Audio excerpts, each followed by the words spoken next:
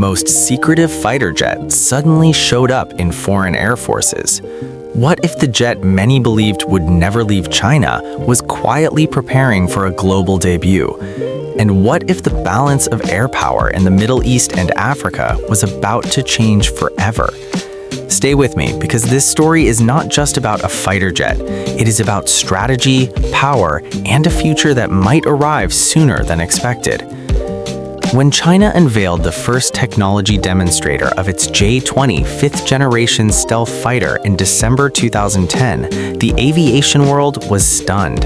Sleek lines, stealth shaping, and a clear message that China had entered the elite club of fifth-generation fighter developers.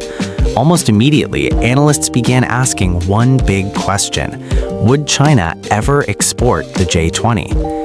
At the time, the idea did not sound unrealistic. The United States had exported the F-15 and F-16 widely. Russia had a long history of selling its top combat aircraft abroad. Many assumed China would follow the same path. But throughout the 2010s, reality moved in the opposite direction. It became increasingly clear that the J-20 was strictly off-limits for foreign buyers. By the late 2010s, Chinese officials and state media made the policy clear. The People's Liberation Army Air Force would not allow exports of the J-20. Instead, China was developing a lighter fifth-generation fighter, known at the time as the FC-31, specifically for the international market. In March 2018, China Daily reported that the Aviation Industry Corporation of China was testing the FC-31 and aimed to use it to tap the global market for advanced fighter jets. The message was direct: the J-20 was for China only. For years, that seemed like the final word. The J-20 entered service, production expanded, and the aircraft became the backbone of China's stealth fighter fleet. Meanwhile, the FC-31 slowly evolved, eventually being designated the J-35 in 2025.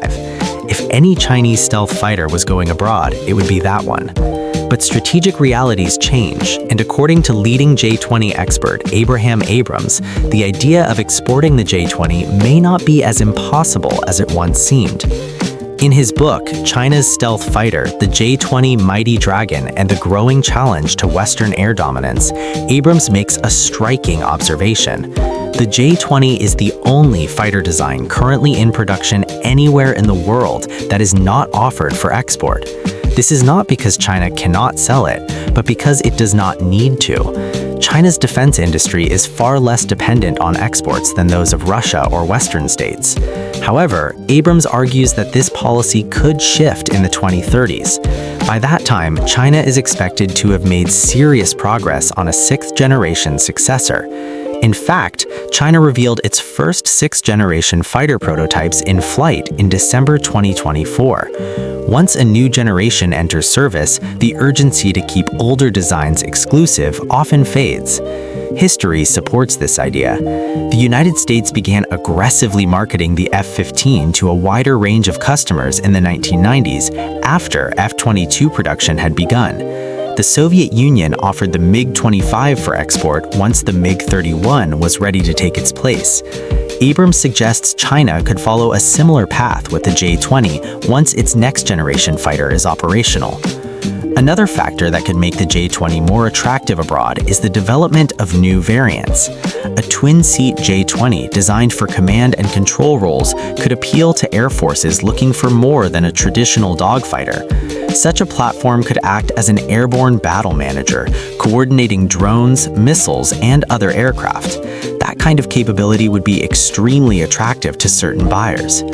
So, who could realistically buy the J-20 if China ever approved exports? One of the most likely candidates identified by Abrams is Algeria. The Algerian Air Force is the most capable and best funded in Africa. It has a long tradition of operating heavy combat aircraft. In the early 2020s, Algeria fielded more than 70 Su-30 fighters, 36 Su-24Ms, and 15 MiG-25s. Many of these aircraft are larger than the J-20 and come with comparable or even higher operating costs. Algeria also has long-standing strategic and security ties with China.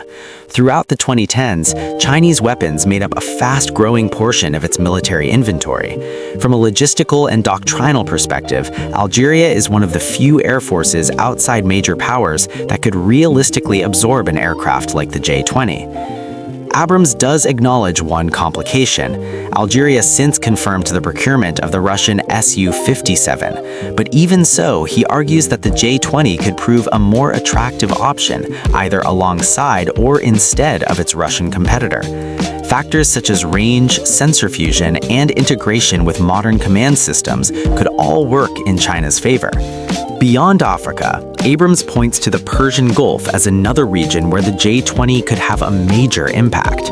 Saudi Arabia and the United Arab Emirates stand out as potential clients in the long term.